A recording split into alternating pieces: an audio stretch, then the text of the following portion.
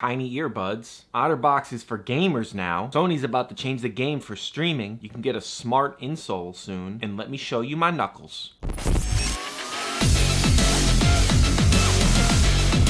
What's up everybody, this is Dave LeClair with Make Use of Tech Bytes. Thanks again for tuning into this episode.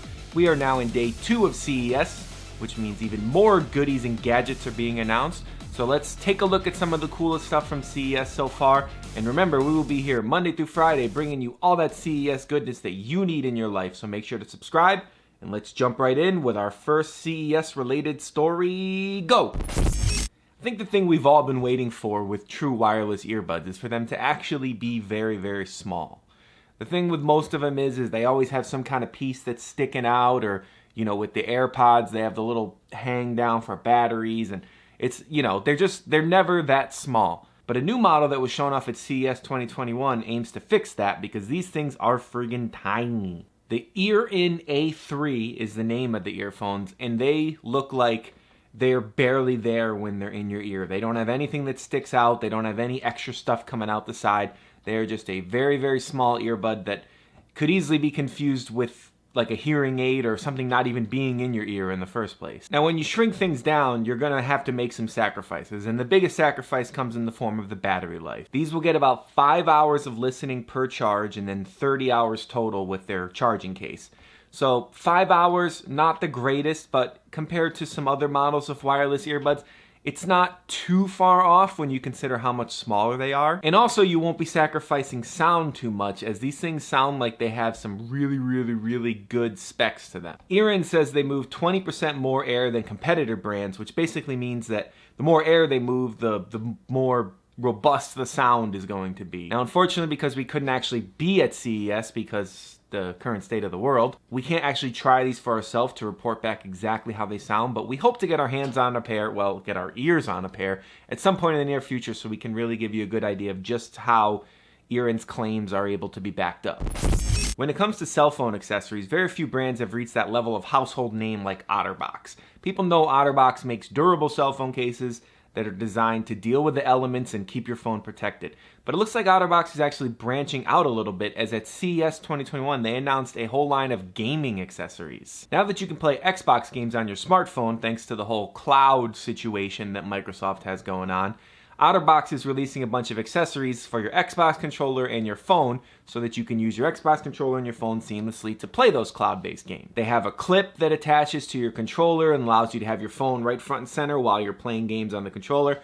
They also have a shell that goes around your Xbox controller to keep it protected while you're out and about playing your favorite games. They also have a case, which is right up their alley, that's actually very grippy, so while you're playing games on your phone, you don't have to worry about your sweaty hands dropping your phone. Now, most of the accessories are only coming to the latest iPhone models, so if you're looking at the case or you're looking at any of that, it's going to come on iPhone only. If you're an Android user, you're going to be left out in the cold on this one.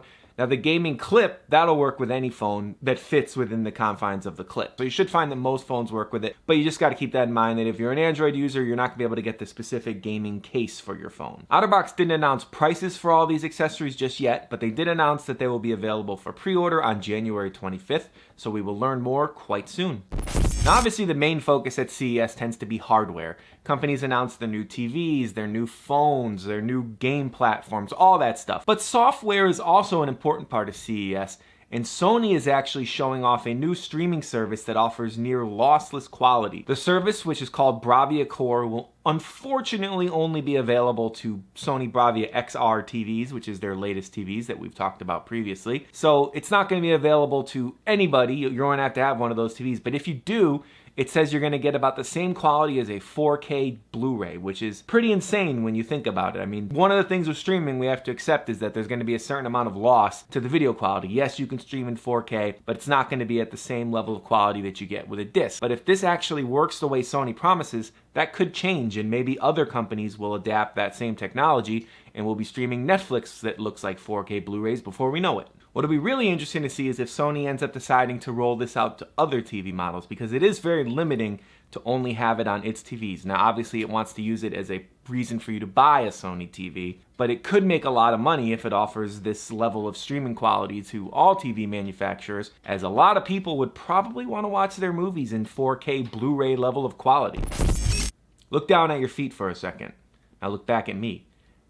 your shoes are dumb. But they don't have to be, because a new product at CES turns your insoles into smart running coach insoles that will give you all sorts of insights into how you're moving and how you're walking and how you're running, and that is pretty cool. The product is called DigitSole, and it's basically an insole that you stick inside of your shoe, and then it connects to your phone, and it gives you all kinds of metrics and data about your feet as you're running or walking. I mean, generally the people who would want this would be runners, but you might want to know how you're walking. I won't judge. And now if you have small feet, the insoles can be cut to size. You obviously cannot make them bigger than they currently are, but if you want to make them smaller so they fit in your shoe, you can do that. Unlike a lot of other smart shoes, you don't have to go out and buy a whole new pair of shoes. Instead, you simply put these in your existing shoes and they go from dumb to smart.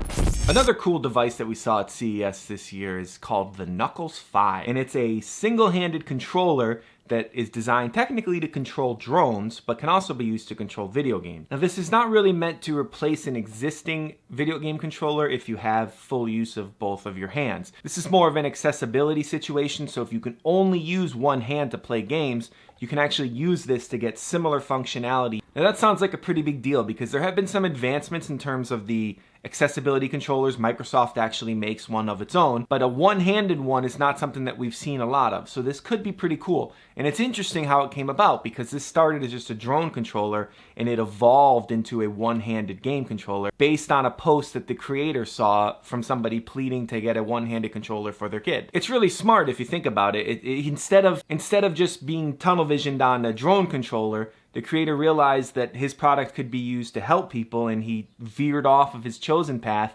and found a completely different path while still maintaining his original path. Ladies and gentlemen, CES Day 2 in the books. There's a lot more stories on makeuseof.com, so make sure to head over to the website and check them out because we've been going crazy covering stuff at the virtual CES event, so I can only cover so much in these videos. There's a lot more. Make sure to head over there and check it out. Make sure you subscribe to this channel so you get future videos. Remember, we will be here every day this week bringing you some cool CES nonsense. So make sure to like, make sure to subscribe, make sure to share, make sure to, I think there's only 3. We'll see you guys in the next episode.